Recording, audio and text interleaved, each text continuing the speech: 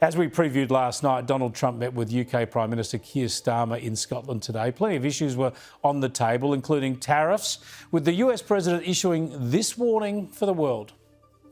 But we're going to be setting a tariff for essentially the rest of the world, and that's what they're going to pay if they want to do business in the United States. I would say it'll be somewhere in the 15 to 20% range. So maybe 15 or 20, or? No, I said, I sort of know. I just want to be nice. I would say in the range of 15 to 20%. He knows, he says. I'm guessing 17.5%, we'll see. Now, as I put it to Kristen Tate, Australia's already been hit with a 10% tariff, and now while our PM, of course, can't get a meeting with the President, it looks like the tariff is already going up. I mean, that's what they're saying right now. These things happen very quickly. This is a very fluid situation, obviously, and have the tariffs situation and rollout, has it all been flawless? Absolutely not. But I was assured by the talking heads in the media months ago that the U.S. economy was going to tank by July 4th because of Trump's tariffs. Guess what, Chris? That didn't happen. The stock market here is doing great. Americans are out shopping, living their lives. The U.S. economy, it's not tanking. And these tariffs, people need to keep in mind, this is part of a very broad strategy to reinstate some balance. We've been taken advantage of in the United States for far too long. For 75 years, we've defended countries around the world, Canada, all over Europe, Japan, Korea, and many of these countries have closed their markets off to us. So this is about reinstating balance. Again, the tariffs, I think, are not going to be, a long-term solution, nor will they be the primary solution, but it's just a part of it.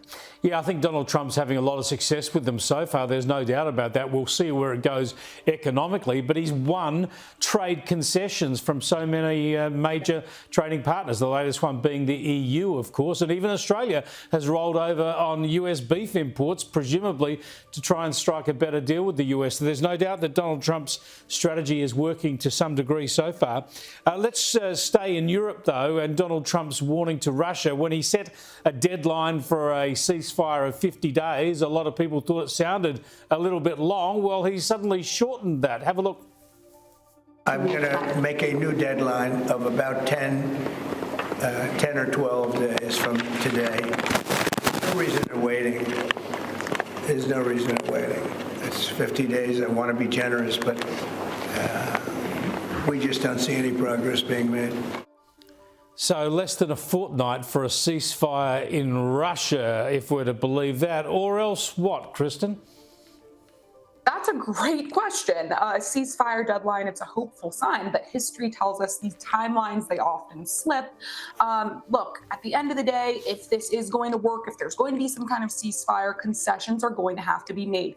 Putin is a very stubborn leader. He's not going to want Trump to look like the big master negotiator with all the power. So he is going to want to look like, at least from an optics perspective, Putin will, that he is the one who has decided on a ceasefire.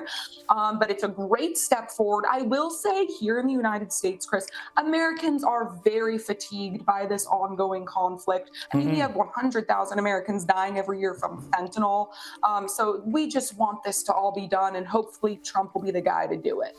Yeah, let's hope so. There are other problems we need to focus on as well. Yeah, there are plenty of those. And one of those is your border issues, which he has focused on, but as you keep pointing out, isn't resolved yet. The UK and Europe in general have massive problems with illegal immigration. This is an issue that Australians understand all too well because we've had to reimpose border security a couple of times. So Donald Trump, I thought it was fascinating in Scotland today, giving advice to the UK and Europe in general about the importance of borders. Have a look. Europe is a much different place than it was just 5 years ago, 10 years ago.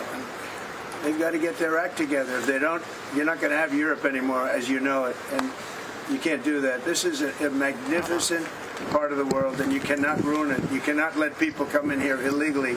And what happens is there'll be murderers, there'll be drug dealers, there'll be all sorts of things that other countries don't want.